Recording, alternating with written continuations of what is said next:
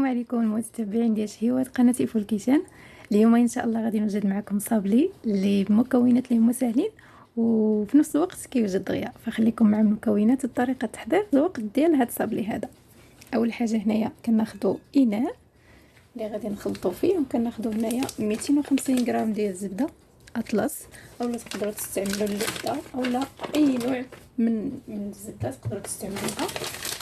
زبده ديال التوراق كنحطها هنايا في الاناء، وكنحاول نخدمها واحد شويه بيديا هو الاول، لانه كما كتعرفوا راه الزبده كتكون هاد الزبده هذه واخا كتكون بحراره المطبخ كتبقى قاصحه.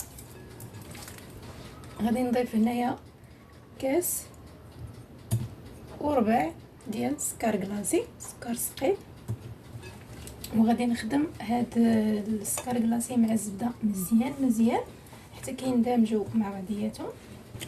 بعد ما خلطت الزبده والسكر كلاصي مزيان، فغادي نضيف هنايا 2 بيضات. بسم الله.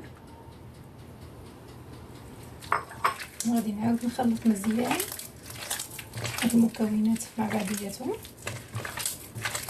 غادي نضيف هنايا كاس ديال الزيت،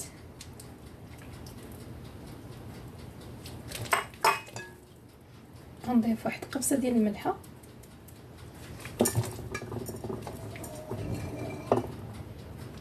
وغادي نزيد هنايا واحد معلقه كبيره ديال الحليب بودره،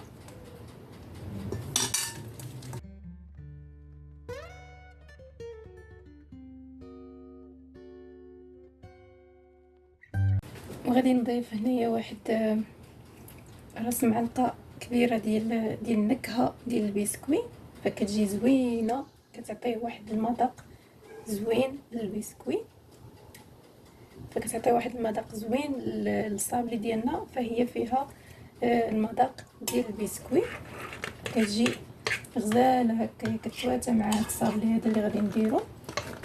وصافي هنا بعد ما خلطت كلشي مزيان، فغادي ناخذ هنا الدقيق، وغادي نبدا ندير شويه بشويه، يعني نبدا نضيف الدقيق شويه بشويه وكنخلط. ان الدقيق على حسب الخليط.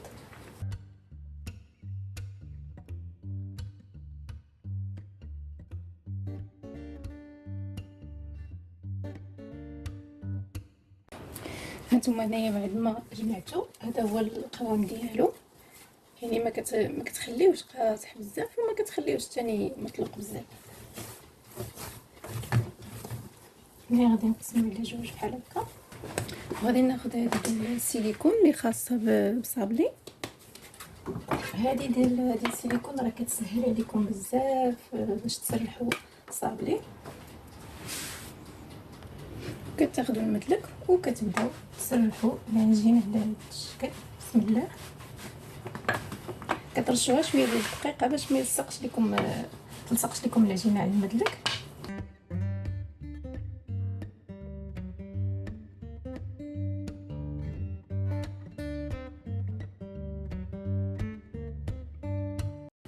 وصافي هنايا بعد ما سرحت العجين على هذا الشكل، بعد ما سرحت صابلي كما كتشوفوا، فكناخذ هذا المرشم هذا وكنبدا نرشم على هذا الشكل. المهم نتوما كديروا المرشم اللي بغيتو، الطابع اللي بغيتو.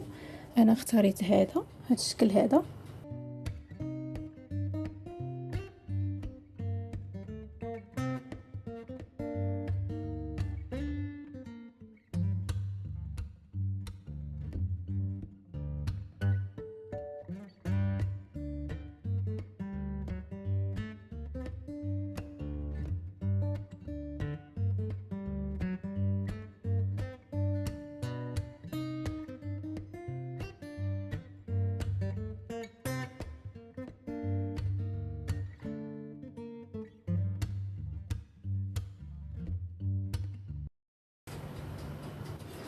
هنايا كديروا في اللاطه اللي تفرشوا ليها ورق سلفيليزي، يعني ورق الطاهي، وكتدخلوه للفران لدرجه الحراره 150 حتى 180 درجه.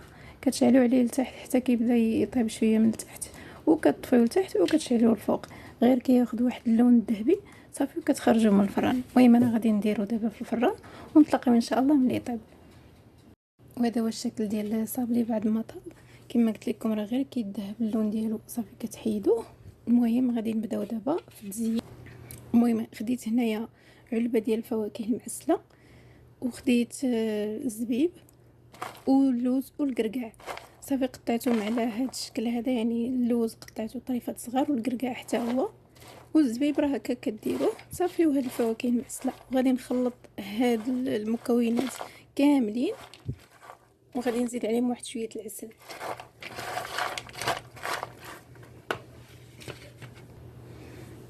بسم الله. غادي نزيد عليهم واحد شويه ديال العسل غير باش ملي نديرهم في هذا في صابلي ما يبداوش يطيحوا.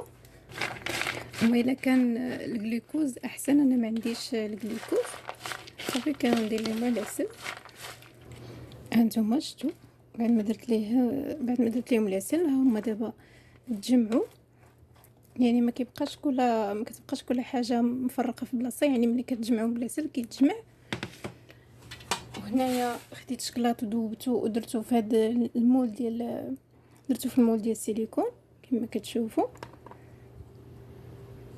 حتى الاخر، ونوريكم المول اللي درت فيه هاد الشكلاط هذا. وهنا باش غادي نلصق صابلي، فخديت كاس ديال العسل ودرتو في الكاسخول حتى طبخ مزيان، يعني طبخ وتحيد منه داك الماء ديالو صافي. وزدت عليه واحد شويه ديال الشكلاط الكحل، يعني غير شويه ماشي بزاف. ودرت معاه لاغوم ديال البسكويت اللي نسمت به صابلي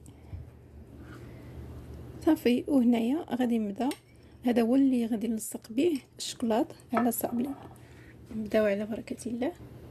بسم الله. حاولوا ما تخرجوش للجناب.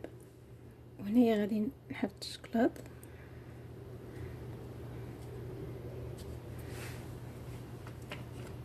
وهاد الخويه هادي غادي ندير فيها هاد الفواكه المعسله والمجففه على هاد الشكل. شفتوا؟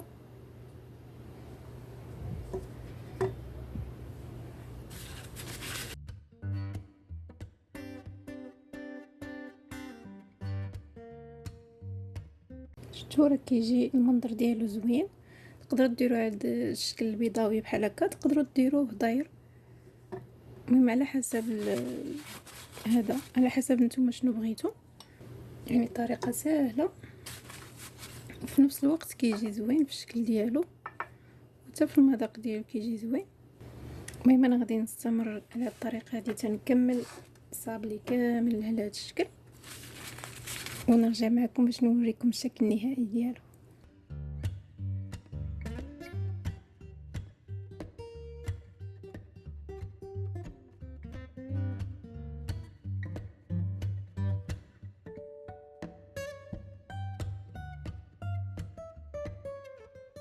وهذا هو الشكل ديال الصابلي بعد ما كملت في المونتاج. كما كتشوفوا كيجي على هذا الشكل، صراحه كيجي زوين لا في الشكل ديالو ولا في المذاق ديالو، لانه هاد المكسرات هادو كيعطيوه واحد المذاق اللي زوين. كما قلت لكم هذوك اللوز والقرقاع كتدخلوهم شويه للفران هي باش كيتقرمشوا واحد شويه كتخرجوهم وصافي. هذا هو الشكل ديال الصابلي بعد ما كملتو. كنتمنى ان شاء الله لا فيديو ديال اليوم ينال الاعجاب ديالكم. وهنايا غادي نختم معكم الفيديو، وغادي نقول لكم انتظروني ان شاء الله فيديو جديد على قناتي وقناتكم شهواتي فولكيشان. خليتكم على خير.